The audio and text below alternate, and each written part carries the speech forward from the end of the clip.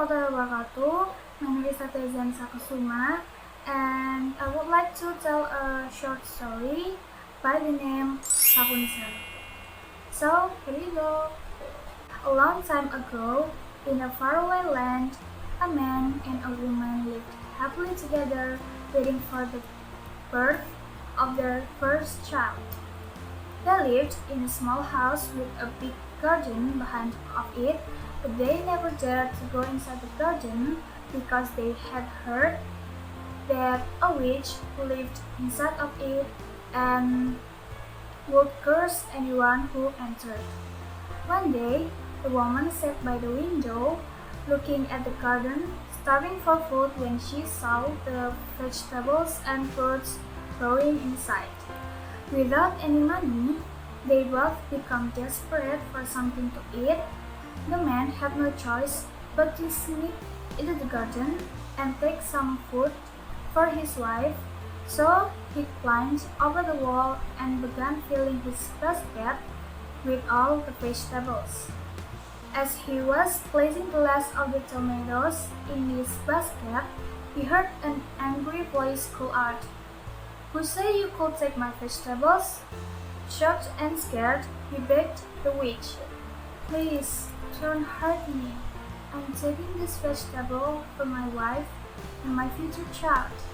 The witch tapped her chin and thought, "Child, I will spare you and even let you eat all the tasty treats in my garden, but in return, you must give me your child." The man was so terrified, and he quickly agreed and ran back home, relieved to be safe. Not long after the daughter was born, and the very next day the witch kept her promise and took the child from them. The witch named the girl Rapunzel. Rapunzel grew into the most beautiful girl with long golden hair as long as a football field. But at age 13, the witch trapped the princess in a tower deep in the forest with no door or stairs so that no one could ever take her.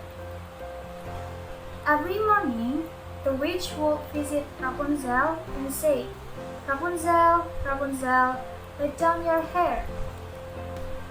Rapunzel would let down her hair and then witch would climb up to visit her. Rapunzel hated the witch as she was so cruel and mean.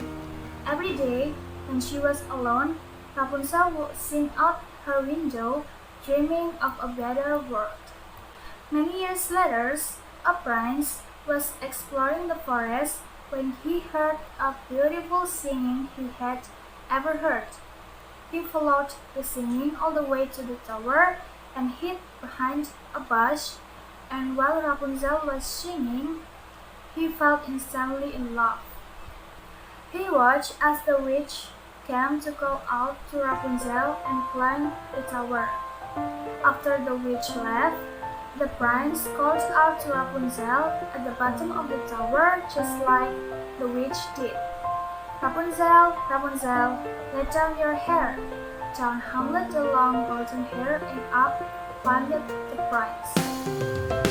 At first, Rapunzel was frightened of the stranger as she had never seen a man before, but she was immediately taken aback by how kind and loving he was compared to the evil witch.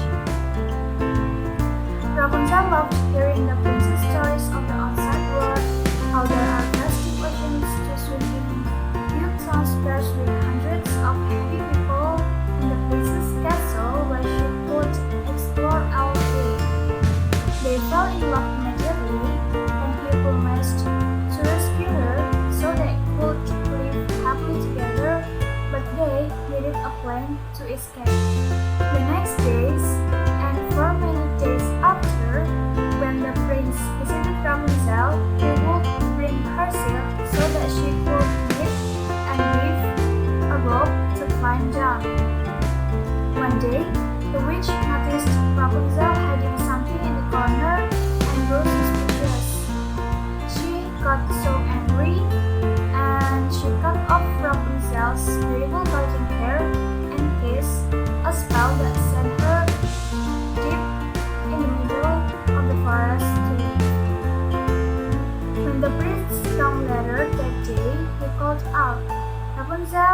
Rapunzel, let down your hair. Down came tumbling Rapunzel's long golden hair. When the prince reached the top, the witch cried, "Oh, the princess has gone forever, and we will never find her." Shocked, the prince fell landing in a bush of thorns that scratched his eyes, making him blind. Heartbroken and blind, the prince wandered around the forest for months, calling out, "Rapunzel, Rapunzel, where are you?" He didn't know where she was, and he felt like giving up. Until one day, he heard the most beautiful singing he'd ever heard. "Rapunzel, is that you?" She said. "Yes, I found you at least," she cried, running into his arms, and they hugged each other tight, happy to finally be together again.